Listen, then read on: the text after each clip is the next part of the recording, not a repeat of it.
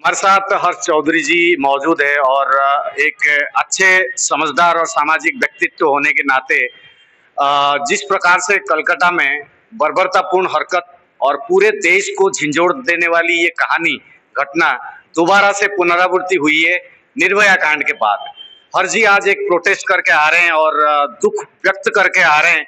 हर जी क्या कुछ संदेश देंगे? और पहले तो मैं आपके पर्सनल एक सोच समझना चाहूंगा, आप इस मानसिकता में किसको जिम्मेदार मानते हैं, खासकर संस्कृति, समाज या गंदी मानसिकता?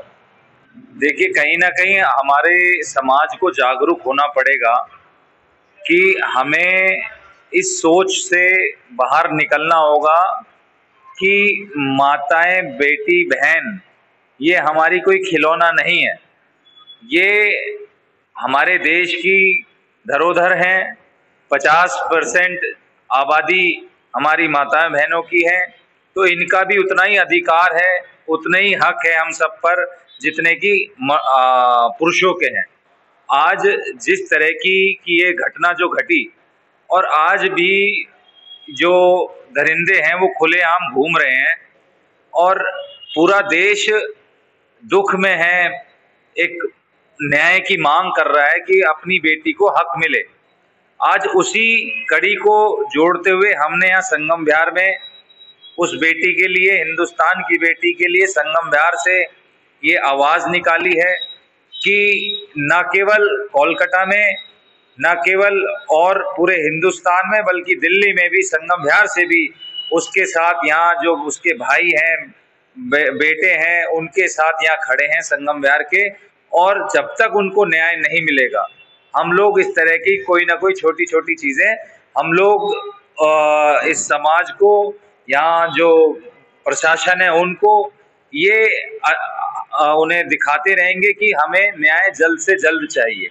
जहां तक न्याय की बात है, प्रक्रिया और फास्ट ट्रैक के तहत निर्भया कांड के टाइम पर एक फास्ट ट्रैक के हिसाब से कई सारे कानून नए सिरे से बनाए गए थे, मगर कई बार सिचुएशन को देखते हुए एकाएक उसके ऊपर कार्य या एक्शंस देखने के लिए नहीं मिलती। क्या न्यायिक प्रणाली या एक लॉ एंड ऑर्डर के ऊपर एक सवालिया निशान उठना चाहिए?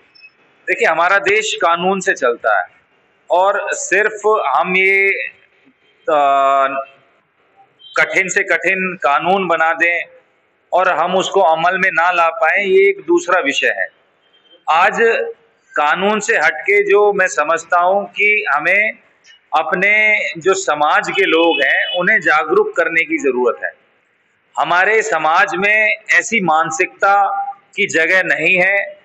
हमें अपने जितने भी साथी हैं, जितना भी हिंदुस्तान के लोग हैं, उनको इस तरह की कहीं ना कहीं मैं समझता हूँ जागरूकता या उन्हें एक स्टडी कराई जाए कि वो सब माताएं बहनों का सम्मान करें।